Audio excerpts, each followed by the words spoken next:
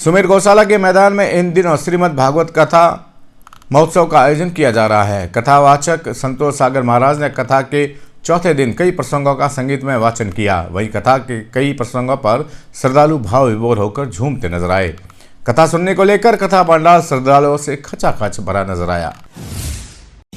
सुमेर गौशाला के मैदान में इन दिनों श्रीमद् भागवत कथा महोत्सव का आयोजन किया जा रहा है। कथावाचक संतोष सागर महाराज ने कथा के चौथे दिन कई प्रसंगों का संगीतमय वाचन किया। वही कथा के कई प्रसंगों पर श्रद्धालु भाव विभोर होकर झूमते नजर आए। कथावाचक ने श्रीमद् भागवत कथा के चौथे दिन गुरुवार को कथावाचिका जया किशोरी ने वामन अवतार का प्रसंग सुनाया। इस क्रम में उन्होंने राजा अम्बरीश और दानवीर राक्षस राज बलि की भी कथा सुनाई। इस दौरान भगवान के वामन अवतार का प्रत्यक्ष दर्शन उपस्थित लोगों को हुआ। भगवान के वामन अवतार के रूप में बाल स्वरूप में मनमोहक छवि वाले बालक को देखकर लोग मंत्रमुग्ध हो गए। कथावाचक संतोष सागर महाराज ने श्रीमद् भागवत कथा के माध्यम से लोगों में भगवान के प्रति भक्ति का संचार करने का प्रयास किया।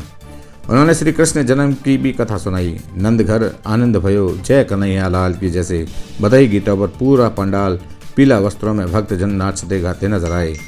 श्रीमद् भागवत कथा में चौथे दिन शनिवार को कर्मयोगी भगवान श्री कृष्ण का जन्मोत्सव बड़े आनंद और हर्षोल्लास के साथ धूमधाम से मनाया गया। कंस के कारागार में भगवान श्री कृष्ण का जन्म हुआ। भगवान कृष्ण जन्मोत्सव में नन्हे बालक ने भगवान कृष्ण का रूप धारण कर उपस्थित श्रद्धालुओं का मन मोह लिया। सभी ने कृष्ण जन्म का आनंद लिया।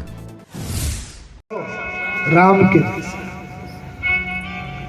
पति कैसा हो, राम के जैसा में हमारे धर्म में सब में राम है। यहाँ सुबह की शुरुआत किससे होती है?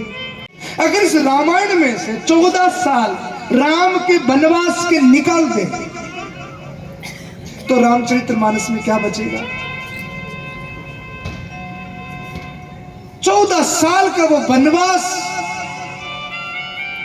राम बन गए तो राम बन गए।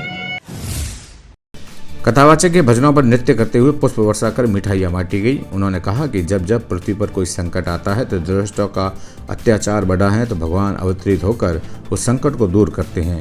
भगवान शिव और भगवान विष्णु ने कई बार पृथ्वी पर अवतार लिए हैं। भक्तों की पुकार पर दैत्य दानवों के संहार के लिए भगवान स्वयं धरती पर प्रकट हुए और दुष्टों का हर युग में संहार किया। श्रीमद् भागवत कथा सुनने को लेकर कथा पंडाल श्रद्धालुओं से खचाखच भरा नजर आया।